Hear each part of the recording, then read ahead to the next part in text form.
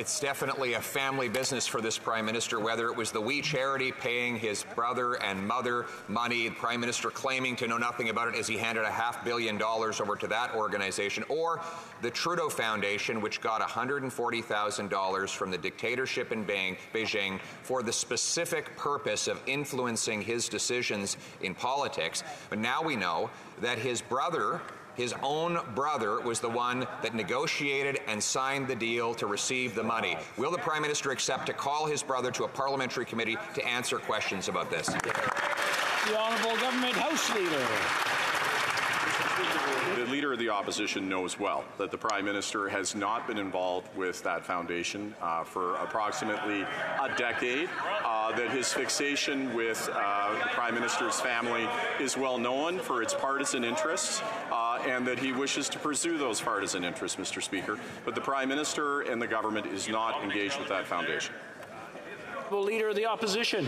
Well, if the Prime Minister has nothing to hide and no relationships whatsoever with the foundation, he'll have no problem inviting his brother to testify before a parliamentary committee under oath about the money that the foundation received for the specific purpose of influencing the Prime Minister. Now, on to another Liberal falsehood. They told us that the carbon tax would make emissions go down. Well, the new report out shows that for the most recent years, emissions went up. Wow. The tax goes up, the emissions goes up, and now Canadians are expected to pay a net $1,500. Given that everything they've said about this tax is false, will they axe the tax? The Honourable Parliamentary Secretary to the Minister of the Environment.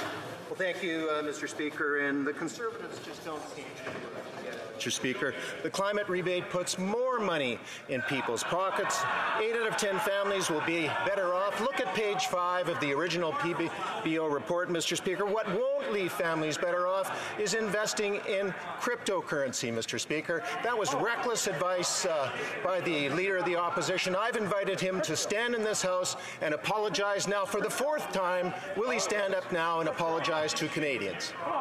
Honourable Leader of the Opposition. Another falsehood. I'll read directly from the report written by the Parliamentary Budget Officer who was appointed by this Prime Minister. On page 3, he says that, for example, an Ontario family will pay on average $1,820 more in carbon tax costs than they get back in these phony rebate checks. Prince Edward Island, $1,500. Newfoundland and Labrador, $1,300. I could go on. In every single province, the majority of people pay far more in taxes than they get back in benefits from this scam, Mr. Speaker. Given that it's been false, won't they axe the tax? The Honourable Parliamentary Secretary.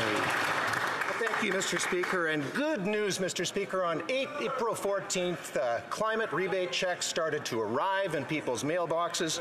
A family of 4 in my home province of Manitoba will receive $1,000. That's $250 quarterly, Mr. Speaker. That's going to help with cash flow. That's going to help with affordability. The Conservatives don't seem to be interested in either, Mr. Speaker. Thank you. Honourable Leader of the Opposition.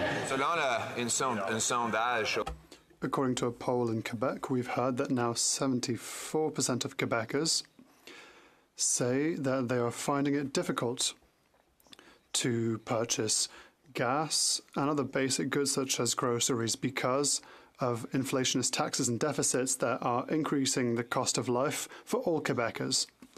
This government has decided to add $60 million of extra oil on the inflationary fire. Will the government finally cancel these taxes and inflationist deficits